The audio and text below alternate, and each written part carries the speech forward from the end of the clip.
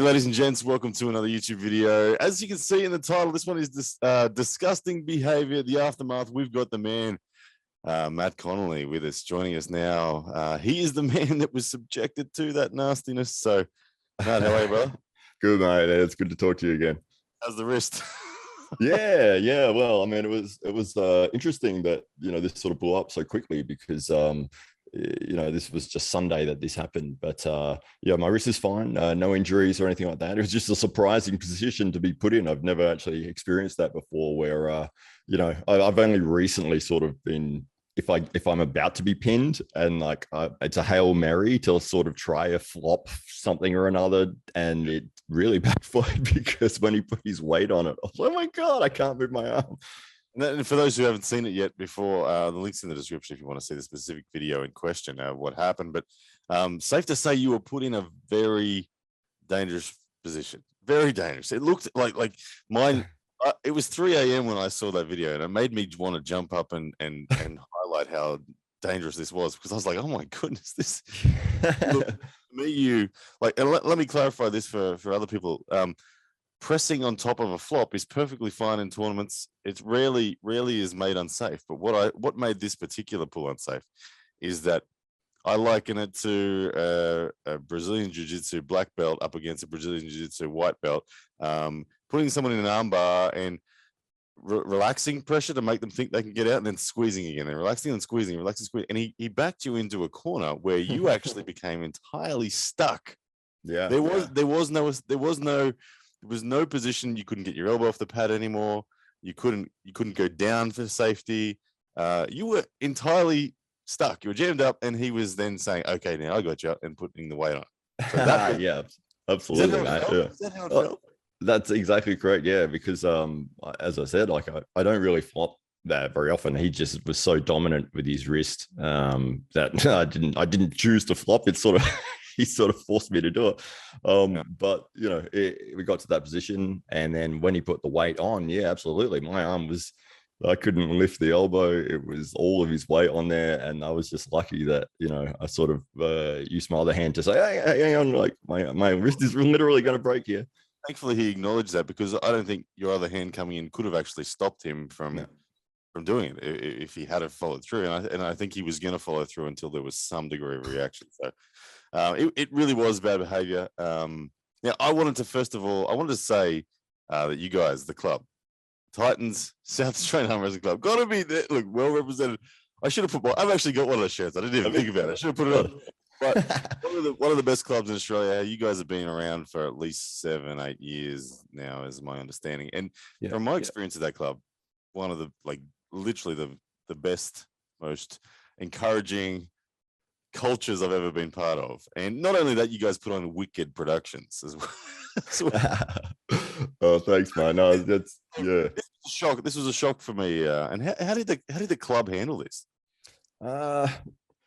It was a surprise for everyone, I think. I mean, Jules, I think one of the key points of what I want to highlight here is that he's a nice guy. We did have some fun on the table in training. He wasn't just being crazy the whole time. There was moments there where he did some dangerous things, but I really wanted to highlight that the guy isn't Satan and he shouldn't be persecuted to death. He definitely did some things which out of the ordinary, shouldn't be tolerated. He's aware of that now, and moving forwards, we're going to keep a very close watch. But that's one of the beauties of arm wrestling, is that you do get to learn, and we're treating this as a learning experience both for Jules and for ourselves as a club as well. As I said, I haven't experienced that sort of thing before in person, so it was a surprise. But it was sort of, we were messing around. I think the clip that is out there, it's probably a minute of 20 minutes that we were messing around. So there was a lot of laughing, a lot of being silly, mixed in with some dangerous moments that he put me in there. So yeah, it's not a typical sort of, it wasn't that this guy walked in and just decided to be nasty to everybody. He's a nice guy. He came along with Taron Broad. He's obviously a very skilled arm wrestler, way better than I am. He was pinning me like nothing. that's the thing that is very important. Is he was clearly the dominant physical guy in the room, and for anyone that is an arm wrestler, if you are the dominant physical athlete, you have an inherent responsibility to protect the people on the table that you're with. Devin Barrett, great example. Look, he's one of the strongest arm wrestlers alive, and yet watch him be fluid and gentle, and he's like a rubber band, and people are able to give it their best, to go to their limit, extreme, and know that they're safe. Exactly. The style of arm wrestling that Jules was putting in was very much unsafe. Now let's clarify. There is a time and place for going as hard as you can. Yeah. It's when, and even if you are significantly stronger, but it comes with incredibly good communication. It comes with consent from the other person of, hey, do you mind if I hit? I'm going to practice my aggressive starts or something like that. There's a time and place for that. We all do that. I do that I do that with guys from my club that are weaker. They're very aware that, okay, this is what the training is going to be in that sense. But even still, when you're doing that, you do it in a way that protects the person.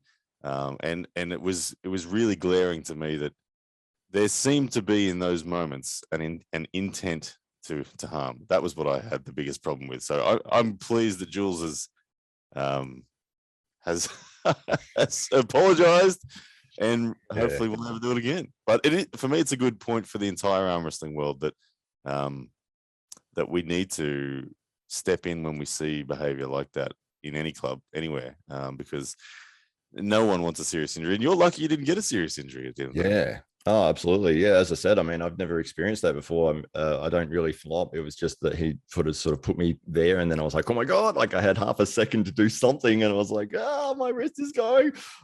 So yeah, but definitely the culture that we try to promote at the SA Titans Club is very much a welcoming, safe, fun community aspect. And it's like, we want everyone to come in, have a great time.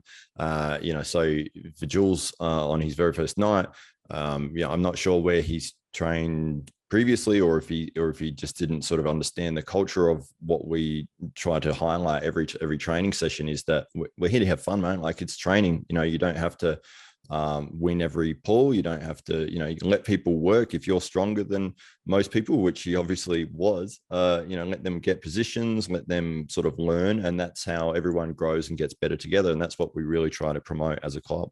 Yeah, and I like I said, I've seen that. I've been to the club. It's exactly that. So you guys do well.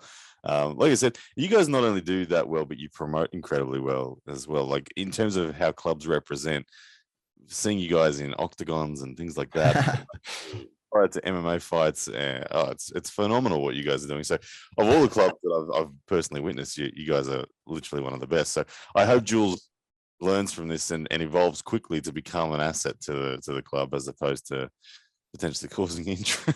Yeah, exactly. Well, I mean, he's got the talent, he's got the skill.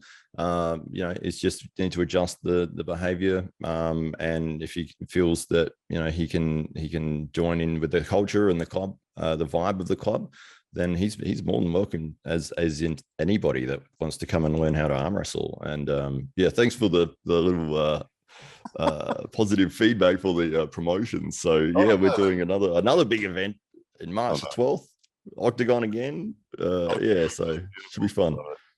Yeah, good stuff. Well, where do people see all that stuff anyway, mate? There's a particular channel that they should go to? I think there is. So you got the Hollywood Matt Connolly Facebook page, you've got the SA Titans Facebook page, and Hollywood Matt Connolly on YouTube, and Matt Connolly 13 on Instagram. It's all over the place. It's it's everywhere we can put it. The 13th Matt Connolly on Instagram. I like it. Nice. Yeah, Matt Connolly 13. That was my old security number. All right, man. Well, thank you so much for sharing that. I thought it was important to do a follow-up on this one, because the video really did take off, and it caused a big, significant reaction. And a lot of people were really quite horrified to see it. But it's good to hear that it's been controlled well by the club, that Jules himself has understood what he needs to change, and that moving forward, everything will be positive. But I'm glad your wrist is good. All good, and the biceps too. All right, brother. See you next time. Thanks, mate.